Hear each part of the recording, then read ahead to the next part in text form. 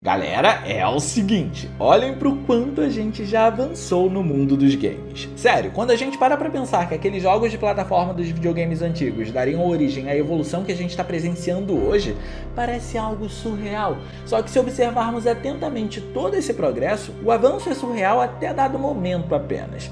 Depois de um certo tempo, a sensação que temos é que esses avanços foram feitos alicerçados por aprimoramentos e não por saltos substanciais. E esse é o motivo do vídeo de hoje. Sabemos que a Sony, dentro da sua evolução nos consoles, já está com o PlayStation 5 em cena. E esse novo console já está disponível há cerca de 3 anos. Mas olhando em nível de salto gráfico evolutivo, as diferenças gritantes que encontramos de uma geração para outra terminam na 7ª geração, com o PlayStation 3. Depois que o PlayStation 4 chegou, obviamente encontramos diferenças, mas nada que a princípio fizesse a gente ficar assustado ao comparar com o que o PS3 já havia trazido quando ele foi bem usado. E por isso, ver como foi o processo evolutivo dentro de uma comparação que acontece entre o PS1 versus PS2 versus o PS3 é um ponto muito mais interessante. O que cada plataforma trouxe para poder mostrar que evoluiu tanto se comparada a que antecede a ela quando a gente pega esses 3 consoles. É isso que nós vamos ver hoje e depois é claro que você, por favor, fizer a boa ação do dia clicando no gostei e se inscrevendo no canal, ativando o sininho das notificações para não perder os vídeos de terças, quintas e sextas às 19 horas, ok? A história do PS1 começou antes da chegada dele em 1994. Não é comum falar disso, mas é importante que vocês saibam. Na sua época, o PS1 foi o console que melhor aplicou os gráficos tridimensionais, e isso não tem nada a ver com a sua potência, mas sim com a otimização e serviços que ele trouxe. A plataforma tinha não apenas uma arquitetura fácil de se operar, como ele também usava discos como unidade de armazenamento. E tudo isso facilitou o que foi o ponto focal da 5ª geração de consoles, os gráficos tridimensionais. E foi aí que a história do PlayStation 1 começou.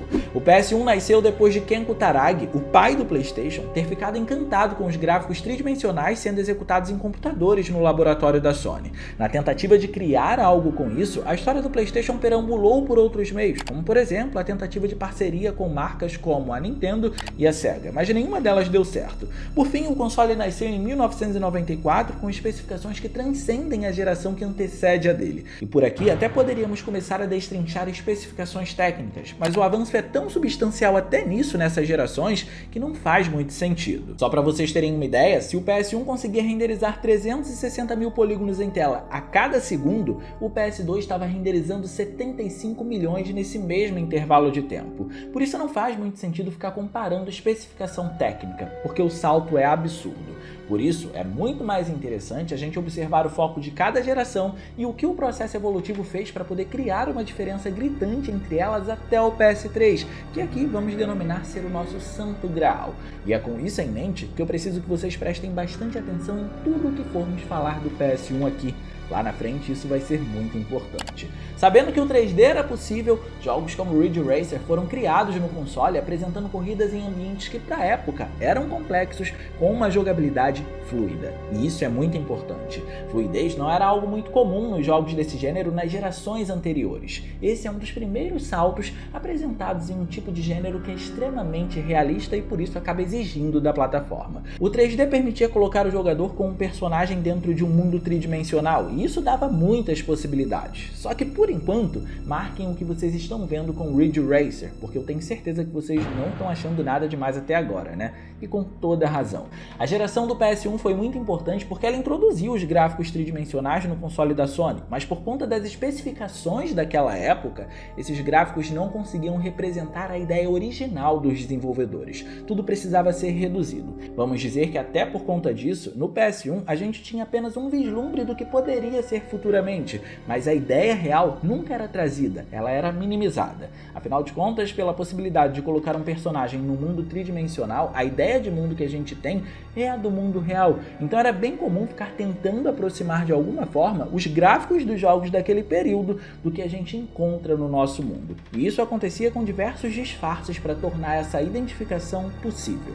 Por exemplo, Resident Evil trazia imagens em 2D para poder colocar no plano de fundo e tornar a experiência mais realista nos ambientes. Essas imagens em 2D, como eram imagens estáticas, vinham com uma estética realista. Foi uma maneira de driblar as limitações, porque elas eram bem leves e ainda assim fazer com que a alusão com o nosso mundo real fosse possível. Foi um dos primeiros jogos que você jogava e podia dizer: Cara, que jogo real. Eu usei muito essa expressão, inclusive. Já quando a gente olha para jogos que tinham mundos completamente renderizados em 3D, por outro lado, o sentimento de querer fazer mais dos desenvolvedores exalava durante a jogatina, ao menos nos projetos competentes, é claro. E é impossível não reparar no clássico Tomb Raider para isso.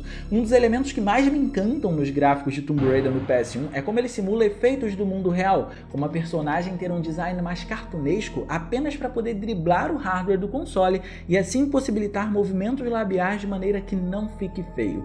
Com personagens modelados dessa forma, o número de detalhes no rosto podia existir e assim a boca podia se mexer. Só que fica claro que eles queriam fazer mais quando reparamos que ao sair da água, para poder indicar que a Lara está molhada, existem partículas representadas por sprites em 2D que representam as gotas de água caindo da personagem. Então, no resultado, o visual dela não estava molhado, mas as gotículas serviam como uma espécie de indicador para a gente entender isso. Quem estava jogando entendia que ela estava molhada e isso fazia com que a personagem e o mundo em que ela estava habitando pudessem coexistir melhor. E mais uma vez a gente dizia, meu Deus, que jogo real.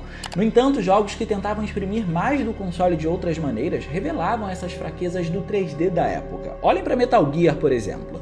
O PS1 precisou se focar tanto em ângulos de câmera cinematográficos e em animações mais realistas no que diz respeito à movimentação durante as cutscenes para poder acompanhar esses ângulos de câmeras, que quando olhamos para o rosto dos personagens, os olhos, a boca e o nariz são feitos apenas com um traço.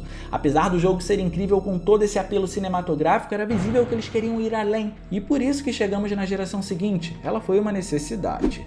E a vida do PS2 é muito interessante de se observar. Vamos dizer que ao longo do seu tempo, o console recebeu jogos de todos os tipos de qualidade. Vão ter jogos que te impressionam até hoje em dia, vão ter jogos que fazem parte da média, também vão ter jogos que parecem jogos de PS3, mas não podemos esquecer que existiram também os jogos que pareciam terem sido lançados para a geração do PS1. Esses são de baixa qualidade. Mas a gente está aqui para poder falar do que predomina e não das exceções. E os jogos que predominam no PS2 são justamente aqueles que foram feitos em cima da responsabilidade da geração em que ele faz parte. E qual foi a responsabilidade por aqui? Olha, os gráficos tridimensionais já eram uma regra nesse período, então não tem segredo nesse sentido.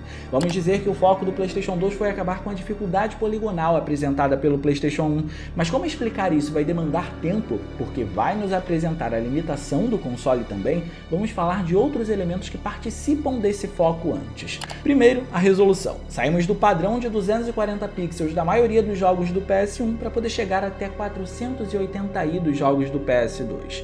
Na verdade, o PS2 consegue reproduzir até 1080i, além de conseguir usar o formato widescreen de tela também, o que é um padrão bem alto. Mas como a gente está falando de experiências que predominam, ou seja, aquelas que são comum da gente encontrar na plataforma, o 480i é o padrão. E acreditem, esse foi um aumento considerável. Ter mais resolução por aqui facilitou no contorno dos personagens por conta da maior quantidade de pixels em tela, assim como também deixou a imagem mais limpa, e sim, esse era o termo que a gente usava nas TVs de tubo, e não menos importante, diminuiu os serrilhados. Outra responsabilidade foi que nessa geração do PS2 começaram a implementar vários efeitos fakes. Digamos que hoje em dia a gente tem técnicas próprias para poder renderizar o que naquela época era feito de maneira falsa. Alguns jogos, por exemplo, abusavam de texturas para poder representar feixes de luz ou partículas sendo renderizadas em tempo real.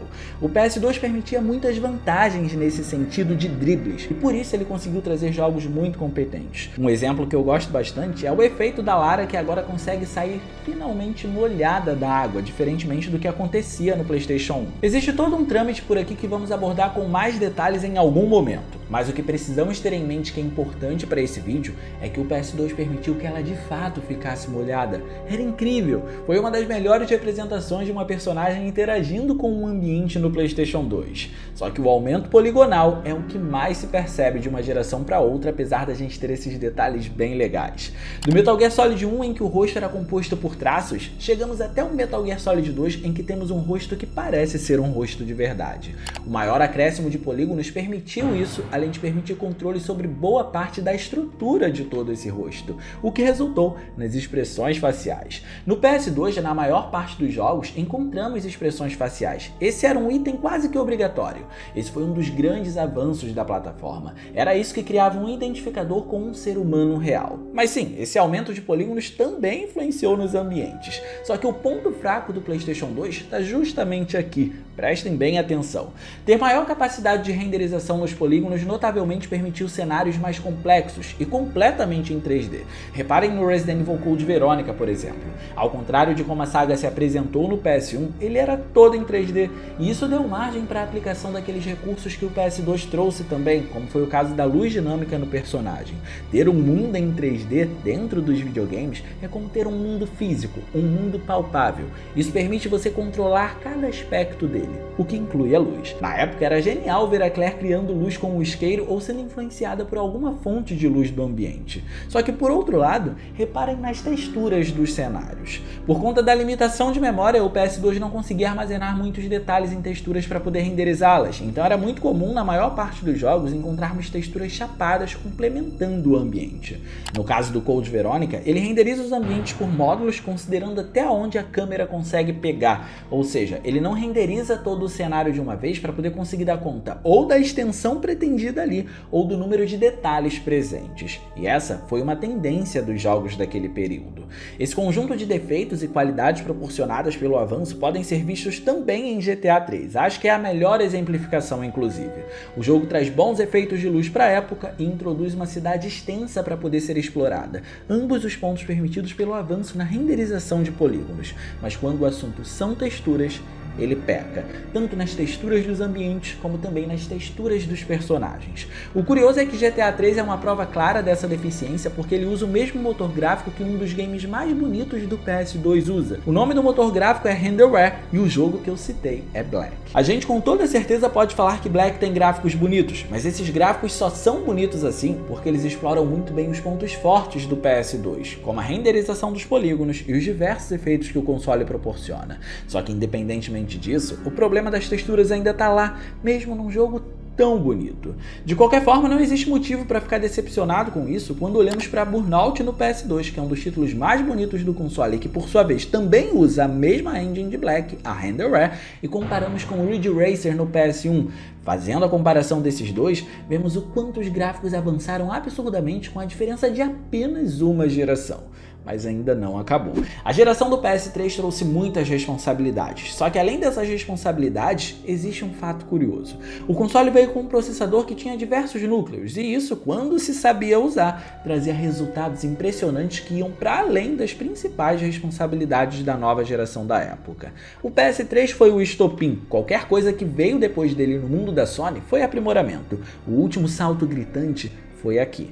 Das responsabilidades podemos começar com o que se tornou um praxe, que foi cobrir a limitação do console anterior, que nesse caso foi melhorar a qualidade das texturas. Só que cobrir essa limitação se tornou muito mais uma necessidade do que uma regalia por aqui.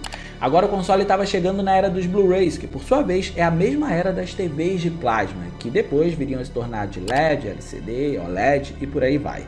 Essas TVs permitiam resolução de até 1080p, e no papel era isso que o PS3 estava prometendo, renderizar jogos em 1080p. Só que na prática não foi bem assim. Por conta da dificuldade em operar o seu hardware, era muito comum ver jogos com resoluções que não chegavam nem aos 720p, mas mesmo assim o sinal de imagem era muito superior ao que tínhamos no PlayStation 2. Aqui começamos a ver o termo nitidez ser usado nas TVs. A gente não falava mais que a TV estava apresentando uma imagem limpa.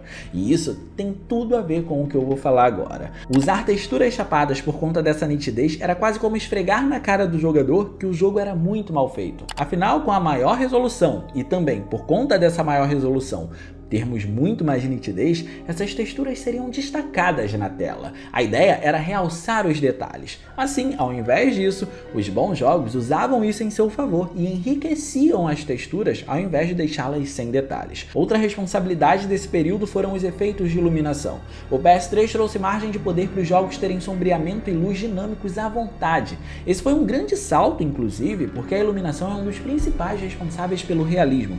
Às vezes o gráfico do jogo nem é tão bonito bonito ou realista, mas a iluminação é tão bem trabalhada que faz com que o visual seja transformado. Ela pode esconder um defeito ou realçar uma qualidade. Mas olha que coisa, agora com a maior capacidade de renderização, mesmo em jogos de mundo aberto que tendem a demandar mais da plataforma, não encontramos mais texturas chapadas nos jogos que fazem parte do grupo que quis entregar um padrão de qualidade digno aqui nessa geração. Se olharmos para como o GTA 4 se comportou, vamos ver um grande exemplo do que a geração estava apresentando, exatamente como o GTA 3 fez no PlayStation 2. Ele reúne tudo o que a plataforma tem para poder oferecer e se torna um showcase. Aqui não foi diferente. Claro, já é sabido por muitos que a performance aqui não é das melhores, mas isso também é uma característica do PlayStation 3, é uma das deficiências dele, e assim como o GTA 3 revelou a do PlayStation 2, GTA 4 está revelando a do PlayStation 3, mas visualmente foi um avanço substancial quando olhamos para qualquer jogo de mundo aberto no PS2.